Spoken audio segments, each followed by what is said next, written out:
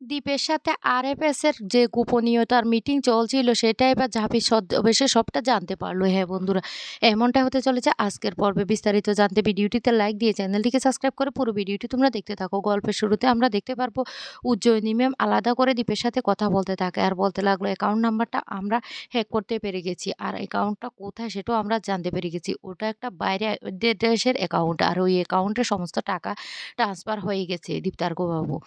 তখন দীপ তখন বলতে লাগলো, "কি বলছেন ম্যাডাম? কি বলছেন?" উজ্জয়িনী ম্যাম তখন বলতে লাগলো, "হ্যাঁ, এবার যতক্ষণ না পর্যন্ত ওদের মাদারবোর্ডটা আমরা নষ্ট করতে না পারছি ততক্ষণ পর্যন্ত কিন্তু আমরা কিছুই করতে পারবো না। এটা নষ্ট করতে হলে কিন্তু ও আপনাকেই লাগবে।" তখন দীপ বলতে লাগলো, "কিভাবে? কিভাবে করব?" তখন বলতে লাগলো, "আরএফএস আপনার সাথে জরুরি মিটিং করতে চেয়েছে আর সেটা এক্ষুনি আপনাকে যেতে হবে।"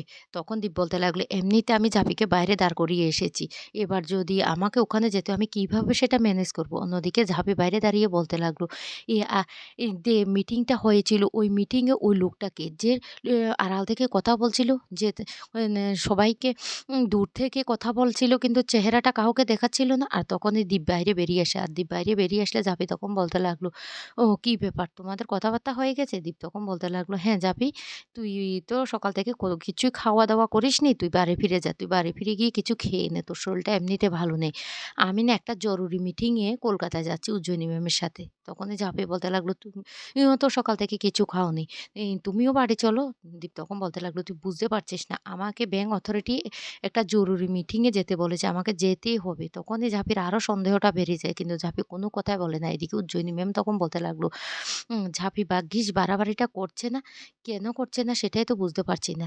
এই বলে দীপ সেখান থেকে উজ্জয়িনী ম্যামকে নিয়ে চলে যায়। অন্যদিকে ঝাঁপি ফোনে কথা বলার চেষ্টা করে। আর চূর্ণি তখন বাড়ি থেকে ফোন করে বলতে লাগলো, "জেঠিমার শরীরটা খুব খারাপ।" তখন চূর্ণি এর কথা শুনে ঝাঁপি বাড়িতে ছুটে আসে। আর এসে দেখতে পায় সত্যি দীপের মা বিছানায়।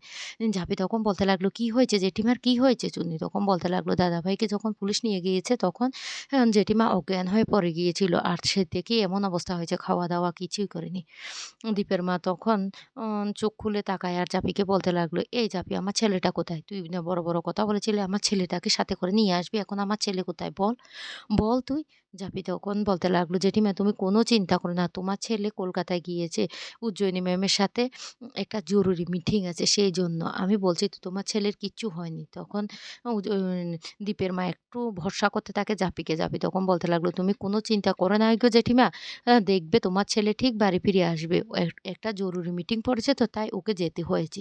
এদিকে দীপের বাবা তখন বলতে লাগলো, "এখন তো দীপের মা ঝাঁপিকে ভরসা করছে। আর আমার ছেলেটাকেও যদি আমি বাড়ি ফিরিয়ে আনতে পারি না তাহলে আমার মনটা শান্ত হবে।"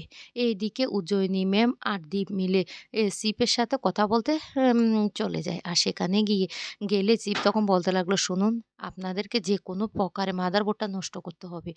আর সে মাদারবোর্ডটা নষ্ট করতে হলে সেটা একমাত্র দীপ্তার্কবাবু আপনাকেই করতে হবে। আপনি একাই সেখানে যাবেন।" দীপ তখন বলতে লাগলো, "আপনি কি বলছেন? আমি একাই যাবো?" তখন বলতে লাগলো, "হ্যাঁ, কাজটা যেহেতু আপনিই করেছেন, কোডটা যেহেতু আপনিই বানিয়েছেন, আপনার গাফিলতির জন্য কিন্তু এটা হয়েছে। তাই আপনাকে সেটা নষ্ট করতে হবে।" দীপ তখন বলতে লাগলো, "কি বলছেন? আমি কোডটা বানিয়েছি তো আমি তো সমস্যার সমাধান করেই দিয়েছি।" কিন্তু চিপ তখন প্রচণ্ড রেগে যায়। আর রেগে গিয়ে বলতে লাগলো, "শুনুন, আপনাকে না আমরা অনেক ছেড়ে দিয়েছি আপনার জন্য। আমাদের অনেক ক্ষতি হয়েছে। তাই আপনাকে এই কাজটা করতে হবে। হ্যাঁ, উজ্জয়িনী ম্যাডাম সহ আমাদের আর কিছু লোক ছদ্মবেশে আপনাকে সাহায্য করবে। কিন্তু আপনাকে একাই সেই কাজটা করতে হবে। আর আপনি যদি ওই বাইরের শত্রুর হাতে ধরা পড়ে যান তাহলে কিন্তু আপনাকে কিন্তু কিছুতে কেউ বাঁচিয়ে আনবে না। আপনাকে সেখানে শাস্তি ভোগ করতে হবে। আর আপনি যদি কাজটা না করেও দেশে ফিরে আসেন তাহলে আপনি কিন্তু ও ফেঁসে যাবেন। আপনার কিন্তু যাবজ্জীবন কিন্তু জেলের গারদে কিন্তু আপনাকে দিন কাটাতে হবে। কারণ আপনি বিশ্বাসঘাতকতা করেছেন দেশের সাথে। আর সেইজন্য আপনাকে এ ভেবেচিন্তে কাজটা করতে হবে।" দীপ তখন বলতে লাগলো, "আপনি এটা কি বলছেন? আমি একা কি করে এই কাজটা করব?" শিব তখন বলতে লাগলো, "আমি জানি না। আমি জানি না। আমি যতটুকু আমাকে বলতে বলা হয়েছে ততটুকু বলছি।" এদিকে চুন্নি আর ঝাঁপি মিলে দুজন কথা বলতে থাকে। চুন্নি তখন বলতে লাগলো, "আমি একটা ব্যাপার বুঝতে পারছি না। দাদাভাইয়ের কোটটা চুরি করলোটা বা কে? বাড়ির কেউ না বাইরের কেউ?" তখন ঝাঁপি বলতে লাগলো, "বাইরের কেউ কি করে জানে? আজ থেকে ১০ বছর আগে দীপ কি কোড বানিয়েছে? নিশ্চয়ই ১০ বছর থেকে তার সাথে যে চলাফেরা করত সেই কথাটা জানে। এই কথা বললে চুনি তখন বলতে লাগলো, ১০ বছর আগে সমস্ত বন্ধু-বান্ধবের থেকে তো দাদাভাই দূরে সরে গিয়েছে। একমাত্র পরিবারের লোকদের সাথে দাদাভাই আছে। তাহলে? জাপি তখন বলতে লাগলো, "এটাই তো মূল বিষয়। এটাই আমাদের খুঁজে বের করতে হবে। নিশ্চয়ই বাইরের কেউ দীপকে এমনভাবে জানে যে দীপ ওই কোডটা বানিয়ে রেখেছে। সেইজন্য কোডটা চুরি করতে পেরেছে। না হলে বাইরে তো কেউ এটা জানে না। এটা ঘরেরই কেউ হতে পারে।" এদিকে ইনকা তার চিপের সাথে কথা বলতে থাকে আর বলতে লাগলো, "এবার কি করবে? দীপকে তো এমনিতে পুলিশ অ্যারেস্ট করেছে। আর পুলিশরা কিন্তু চারিদিকে কিন্তু তদন্ত শুরু করে দিয়েছে। খুচরো পয়সা নিয়ে যে এত বড় বিশাল আ হম সমস্যা হবে সেটা না আমি বুঝতে পারিনি।" এই কথা বলতে তখন ঝাঁপি পিছন থেকে এসে ইনকাকে বলতে লাগলো, "ইনকা খুচরো পয়সা নিয়ে কার সাথে লেনদেন করছো?" তখন ইনকা ভয় পেয়ে যায় আর বলতে লাগলো, "কি বলতে চাইছো ঝাঁপি? আমি আমার মায়ের সাথে কথা বলছি। দীপ যে জেলে আছে সেইজন্য আমি আমার মায়ের সাথে কথা বলছি।" ঝাঁপি তখন বলতে লাগলো, "তোমার মায়ের সাথে? তোমাকে বিশ্বাস করব? বিশ্বাসটা না তোমার সাথে যায় না। আমার তো মনে হয় এই কোট চুরির পিছনে তোমারই হাত আছে। তুমি এই কাজটা করেছ।" তখন ইনকা বলতে লাগলো, আমি দীপকে ভালোবাসি। দীপের এত বড় ক্ষতি কি আমি চাইবো?" ঝাঁপি তখন বলতে লাগলো, "তোমার মতো মেয়ের মুখে না ভালোবাসা কথাটা মানায় না। তোমরা শুধু টাকা ছাড়া আর কিছুই বুঝো না। আমার যতটুকু সন্দেহ এই এক্স ম্যাডামটা হলে তুমি, আর এই কোডটাও চুরি করেছো তুমি।" অন্যদিকে দীপ প্রচণ্ড টেনশনে পড়ে যায়। কি করবে সে বুঝতে পারছে না। সে তখন বলতে লাগলো, "মাঝখান থেকে আমি ফেঁসে গেলাম।" তখনই উজ্জয়িনী ম্যাম বলতে লাগলো, "বিশ্বাস করুন দীপ্তার্কবাবু, আপনি ফেঁসে গেছেন সেটা আমি জানি। আপনি যে এই কাজটা করেননি তাও আমার বিশ্বাস আছে।" দীপ তখন বলতে লাগলো, "বিশ্বাস আছে কিন্তু আপনি তো কোনো কথাই ওইদিন বলেননি। একমাত্র আমার ভরসাটা রেখেছে ঝাঁপি। ঝাঁপি আমার পাশে দাঁড়িয়েছে।"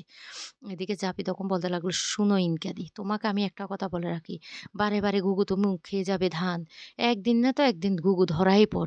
তাই তোমাকে আমি কিন্তু বলছি, যেদিন তুমি ধরা পড়বে সেই দিন রাস্তার মোড়ে ল্যাম্পপোস্টের সাথে বেঁধে তোমাকে এমন পিটান পেটাবো না, কথাটা তুমি মাথায় ঢুকিয়ে নিও। আমার সন্দেহ তোমার আর ওই রনিতদার উপরে। তোমাদেরকে তো আমি নজরে রেখেছি। তোমরা এই কাজটা করেছ। তুমি বাইরের শত্রুর কাছে এই কোডটা বিক্রি করে দিয়েছ। তাই তোমাকে সাবধান করে দিচ্ছি। গলা উঁচিয়ে একদম কথা বলবে না। এই কাজের পিছনে আর কারো হাত নেই একমাত্র তুমি ছাড়া।" তখন ইনকা ভয় পেয়ে যায় আর বলতে লাগলো, "সর্বনাশ! ঝাঁপি তো যে কথাগুলি বলছে সবটা সত্যি কথা। কিন্তু আমি এবার কি করব? ভয় পেলে তো চলবে না।" জাপি তখন ইনকার হাত ধরে বলতে লাগলো, "তোমার এই হাত না চুরি করেছ না, এই হাত আমি দেখো ভেঙে তোমার গলার সাথে আমি ঝুলিয়ে দেব। আমি ঝাপি সরকার তোমাকে এই কথাটা দিয়ে যাচ্ছি। আমি তোমাকে ছাড়বো না। তুমি আমার দ্বীপের এত বড় ক্ষতি করবে সেটা আমি কিছুতেই মেনে নেব না।" তখন ইনকা বলতে লাগলো, "ঝাপি, ঝাপি লাগছে আমার।" ঝাপি তখন বলতে লাগলো, "হ্যাঁ লাগুক। লাগার জন্যই তোমার হাতটা ধরেছি। তুমি যে ক্ষতিটা আমাদের পরিবারে দিনের পর দিন করছো, তোমার লজ্জা করছে না? এতদিন পর্যন্ত একটা বাড়িতে বসে, বসে খাচ্ছ, তার উপর তাদের ক্ষতি করে যাচ্ছ। এইদিকে দীপ যে মিটিংয়ে গিয়েছে ঝাঁপির সন্দেহ হয়ে যাবে। তখন বলতে লাগলো, "আমাকে আগে জানতে হবে দীপ কি জরুরি মিটিংয়ে গিয়েছে।" তখনই ঝাঁপি ছদ্মবেশে ওই মিটিংয়ে পৌঁছে যায়। সেখানে গিয়ে সিপের আর দীপের সমস্ত কথা আড়াল থেকে শুনে ফেলে।